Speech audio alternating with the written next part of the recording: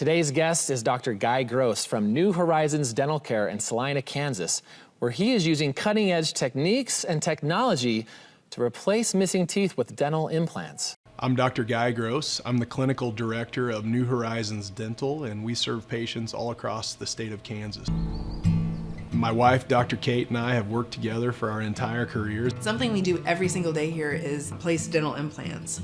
They're just a great way to replace one tooth, multiple teeth, or if you're missing all of your teeth, a way to support dentures so that they fit nice and tight.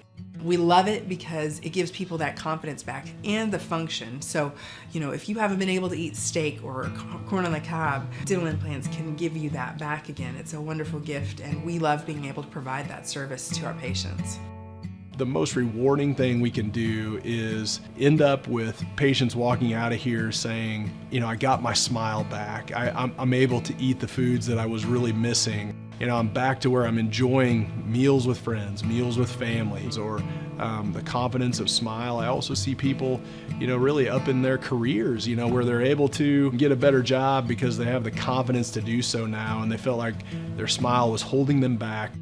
I talk to a lot of dentists who teach dentistry, but you somehow do both. I've been wonderfully blessed that over the years I've worked to develop techniques that are surrounding minimally invasive implant technology that I guess is worth doctors to travel to Salina and learn. It's not necessarily the easiest place in the world to get to, especially for these docs that have come from California and New York and Florida and even in the British Virgin Islands and clear the northernmost city in Canada. We've had people come to Salina to learn dental implant, minimally invasive technology and techniques from me, and it's just extremely humbling to know that I can have that impact through things that I've seen as just really I developed because I felt like it was a better way to serve patients. Most of the patients that come to me personally, are getting to the point where quite often they, on some level or another, are becoming crippled dentally. So when I mentioned earlier, whether it's missing teeth, whether it's loose dentures, painful teeth that are broken, or a broken down bite, they've oftentimes lost their ability to chew and function. They've lost their confidence in their smile.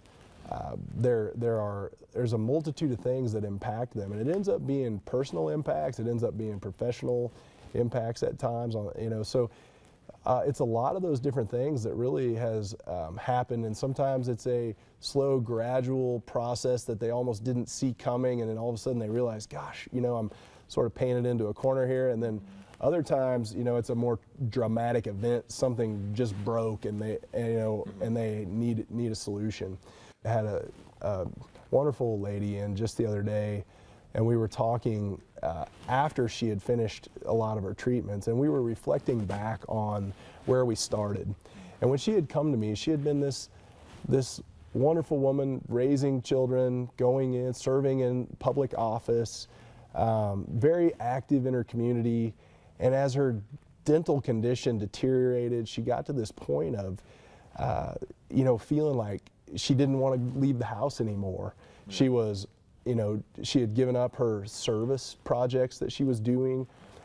She was not going out in the community, even for things with her friends, her closest friends. And then, this dreaded fear of even having her spouse see her without her teeth and things like that. And so, yeah, and where she ended up with some gaps and some discolorations and things, and just knowing that she was in a bad place.